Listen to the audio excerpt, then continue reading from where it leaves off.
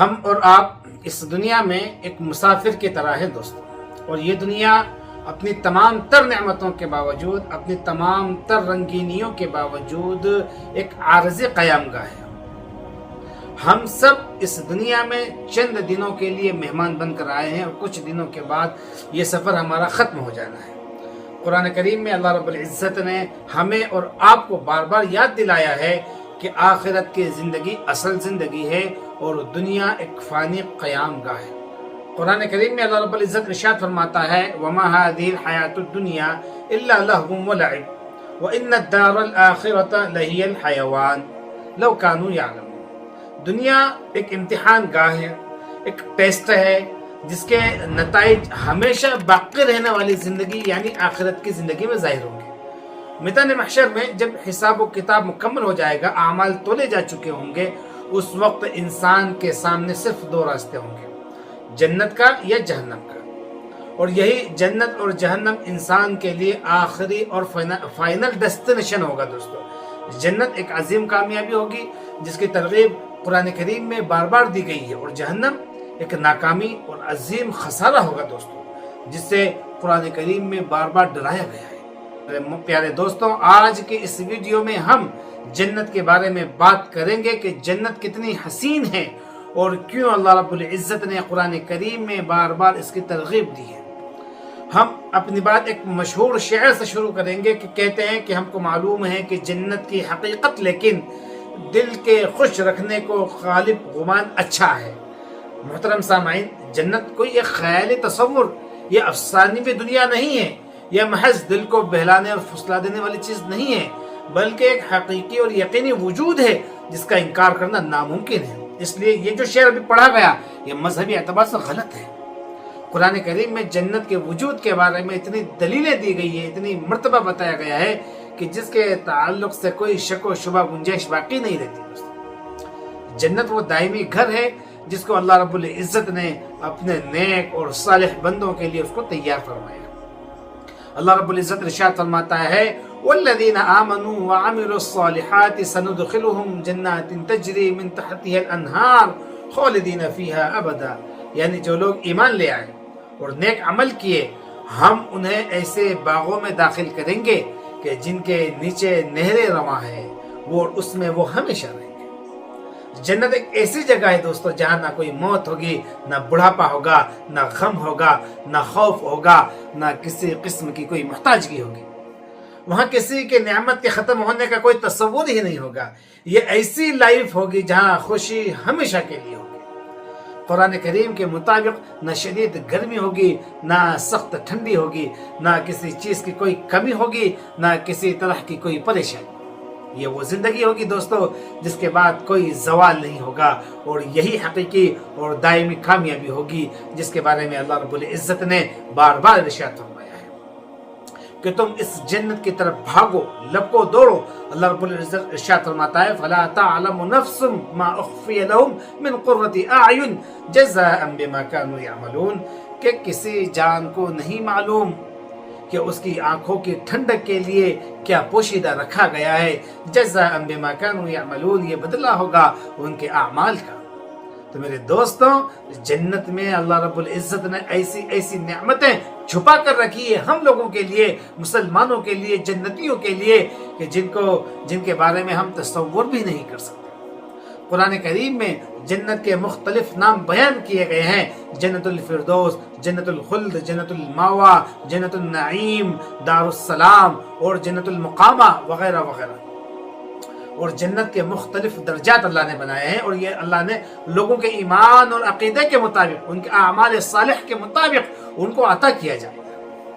جس کا ایمان جتنا مضبوط ہوگا، اعمال صالح جتنے زیادہ ہوں گے، ان کو جنت الفردوس کا اعلیٰ مقام عطا کیا جائے گا، اور جنت کا سب سے اعلیٰ جو درجہ ہے وہ جنت الفردوس ہے۔ یہی وہ مقام ہے جس کے اوپر عرش الرحمن واقع ہے دوستو، جہاں سے جنت کی نہریں جاری ہیں۔ نبی اکرم صلی اللہ علیہ وسلم نے امتیوں کو یہ ترغیب دی ہے، ہمیں یہ ترغیب دی ہے کہ جب بھی تم اللہ سے جنت طلب کرو تو جنت الفردوس مانگا کرو، اس لیے کہ یہ سب سے بلند و بالا مقام ہے۔ اور جنت کا جو سب سے ادنا درجہ ہوگا نا دوستو، وہ بھی کوئی معمولی نہیں ہوگا۔ جنت کے ادنا درجے کے بارے میں آتا ہے حدیث میں کہ اللہ رب العزت اسے اتنی نعمتیں عطا فرمائے گا کہ دنیا کے بادشاہوں سے کہیں زیادہ ہوگی وہ، اور اللہ رب العزت اسے ایسی ایسی نعمتیں عطا فرمائے گا کہ نہ کسی آنکھوں نے اس کو دیکھا، نہ کسی کانوں نے اس کا تذکرہ سنا، نہ کسی دل میں اس کا کوئی تصور گزرا۔ ایسی نعمتیں اللہ رب العزت جنتی کو عطا فرمائے گا۔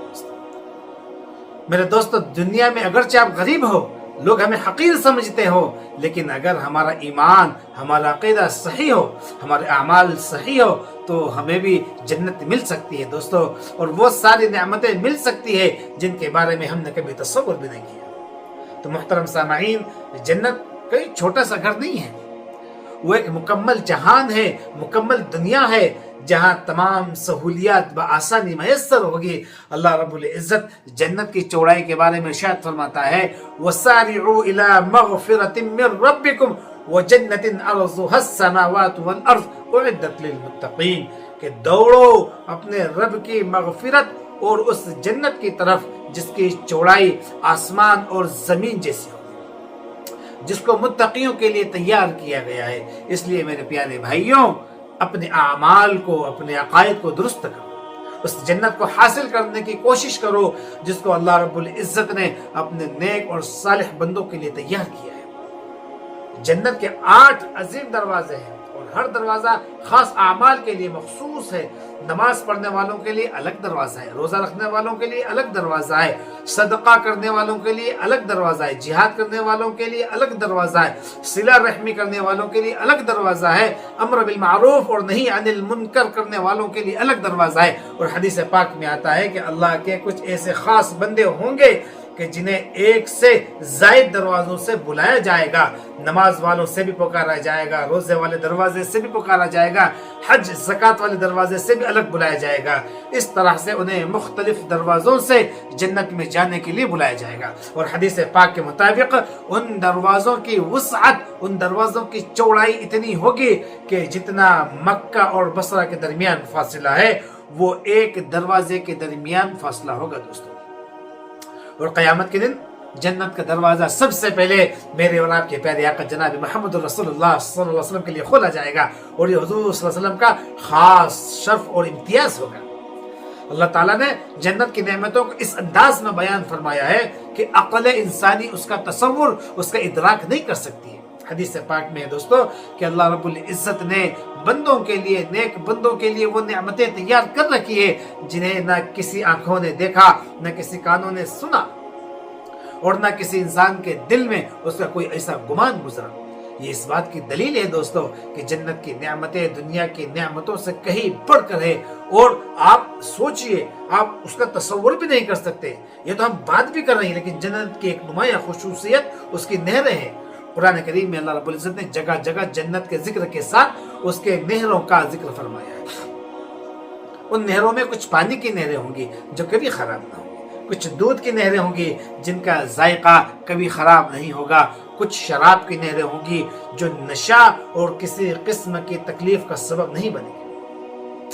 جنت میں بے شمار درخت ہوں گے اور جن کا سایہ ہمیشہ قائم رہے گا۔ قرآن کریم میں خاص طور پر اللہ رب العزت نے کھجور، انار اور سدر یعنی بیر کے درخت کا ذکر فرمایا ہے۔ جنت کے پھل دنیاوی پھلوں جیسے دکھیں گے، لیکن ان کا ذائقہ، ان کی لذت، ان کی تاثیر الگ ہوگی، مختلف ہوگی۔ ایک ہی پھل کو اگر بار بار کھایا جائے گا تو ہر بار اس کا ذائقہ نیا ہوگا اور پھر الگ ہوگا۔ جنت کے پھل اہل جنت کے بہت قریب ہوں گے، نہ ان کو توڑنے میں دقت ہوگی، نہ کسی قسم کی انہیں تھکن ہوگی، کہ یہ سب بغیر کسی محنت کے انہیں حاصل ہوں گے۔ اور یہی جنت کی نعمتوں کی خاص شان ہے، جو جنتیوں کے لیے مختلف قسم کے لذیذ کھانے اور پینے کی چیزیں بھی ہوں گی، لیکن یہ کھانے اور پینے کی چیزیں بھوک مٹانے کے لیے نہیں ہوں گی۔ کھانے اور پینے کے بعد کسی قسم کی کوئی حاجت اس کو پیش نہیں آئے گی، نہ بیماری ہوگی، نہ کوئی تکلیف ہوگی، نہ پیشاب پاخانہ ہوگا۔ اسی طرح جنت میں اہل ایمان کو بہترین لباس اور زیورات عطا کیے جائیں گے۔ لباس، بہترین لباس ہوں گے، سونے کے کنگن ہوں گے اور موتیوں کے زیورات انہیں پہنائے جائیں گے، اور لباس جو نہ کبھی پرانے ہوں گے نہ کبھی وہ ختم ہوں گے، جو ریشمی لباس ہوں گے۔ جنتی ہمیشہ جوان رہیں گے اور ان کی جوانی کبھی زائل نہیں ہوگی دوستو۔ قرآن کریم اور حدیث نبویہ سے معلوم ہوتا ہے کہ اہل جنت کو اللہ رب العزت حور عین عطا فرمائے گا۔ حور عین کے بارے میں اللہ قرآن میں ارشاد فرماتا ہے کذالک وزوجناہم بحور عین، اور ہم نے ان کی شادیاں کروائی حور عین سے۔ اور اسی طرح دنیا کی وہ بیویاں جو ایمان اور تقوی کے ساتھ رہیں، اللہ رب العزت انہیں بھی ان کے ساتھ میں ملائے گا۔ حور عین ایسی حسین اور پاکیزہ اور باحیا مخلوق ہوگی جن کی آنکھیں بے حد دلکش ہوگی، وہ اپنے شوہروں کے سوا کسی اور کی طرف نظر اٹھا کر دیکھے گی تک نہیں، یاقوت اور مرجان کے مانند شفاف خوبصورت ہوگی۔ نبی اکرم صلی اللہ علیہ وسلم نے ارشاد فرمایا کہ اگر جنت کی عورت دنیا کی طرف سے جھانک کر دیکھ لے تو زمین اور آسمان کے درمیان فضائیں روشن ہو جائے اور ان کی خوشبو پھیل جائے اور ان کا ایک معمولی سا دوپٹہ بھی دنیا اور ما فیہا سے بہتر ہوگا۔ اہل جنت کی خدمت کے لیے خاص خدام مقرر کیے جائیں گے جو ہمیشہ نوجوان اور خوبصورت ہوں گے، ان کا حسن جمال بکھرے ہوئے موتیوں کی مانند ہوگا۔ اللہ رب العزت قرآن کریم میں ارشاد فرماتا ہے یطوف علیہم ولدان مخلدون، کہ ان کے ارد گرد ہمیشہ رہنے والے لڑکے ہوں گے، نوجوان لڑکے ان کے ارد گرد گھومیں گے، ان کی خدمت کے لیے ہوں گے۔